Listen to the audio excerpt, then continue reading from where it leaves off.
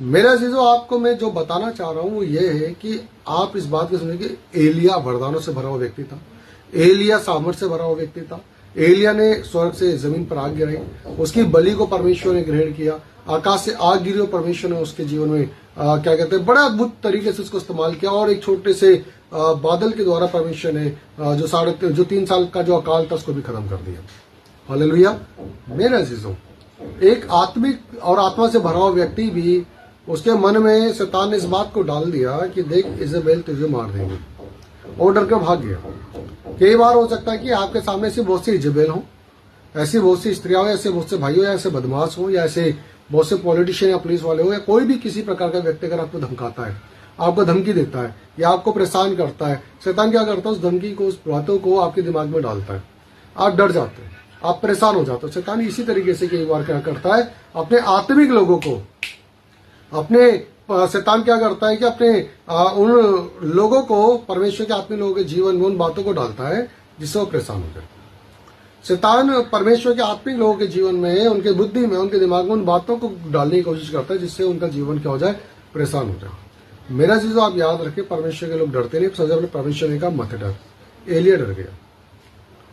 दूसरी चीज, वो बातें जो इजबेल ने बोली उससे वो परेशान हो गया। दुश्मन की बातों से परेशान नहीं होना है।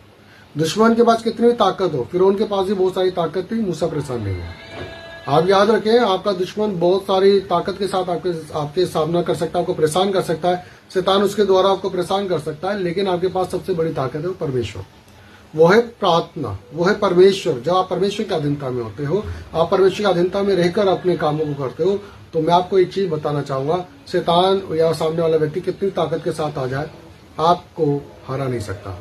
आपके अंदर डर नहीं आना चाहिए। आपके अंदर दाऊद जैसा जिगर होना चाहिए, दाऊद जैसा जज्बा होना चाहिए। तो क्या आपको बताना चाहूंगा, जितनी आपके पास ताकत है उस ताकत के साथ प्रार्थना करें, और जितनी आपके पास ताकत है उन चीजों को इस्तेमाल करें। बाकी का काम परमेश्वर अपने आप करेगा।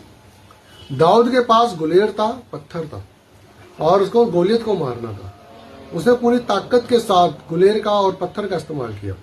पर आपको बताना चाहूंगा, परमेश्वर ने उसकी गुलेर का, उसकी ताकत का इस्तेमाल किया। वो जितनी ताकत दाऊद में थी उसने लगे, बाकी की ताकत परमेश्वर ने लगाई। तो जितना आपसे हो सकता है आपको, बाकी का काम परमेश्वर करेगा। आपका काम है वचन बांटना, आपका काम है सुसमाचार सुनाना, प्रभु की बातों को लोगों तक पहुंचाना, अच्छे कामों को करना। और शैतान आएगा कुछ बुरे लोगों को आपकी लाइफ में, आपको धमकाने के लिए, आपको परेशान करने के लिए, ताकि आप परमेश्वर के वचन से भटके, आपकी शांति भंग हो, आपकी शांति खराब हो जाए, आपका आनंद में जीवन खराब हो जाए। पर याद रखे, शैतान को अपने दिमाग में हावी नहीं होने देना है, उसको भगाना है। और साथ में कहना है कि हे शैतान, मेरे सामने से दूर हो जा, क्योंकि लिखा है कि मनुष्य केवल रोटी से नहीं, परमेश्वर के वचन से जीवित रहता है। और परमेश्वर का वचन ही हमें बल देता है, हमें सामर्थ्य देता है, हमें ताकत देता है। तो मेरा जीजो, जिस प्रकार इजेबेल की बातों से एलिया डर गया, मैं आपसे प्रार्थना करना चाहूंगा, आपसे बोलना चाहूंगा, वो सामर्थ्य व्यक्ति डर गया केवल एक बात से, इजेबेल से, जो बाल देवता की पुजारन थी। मेरा जीजो, आपको नहीं डरना है।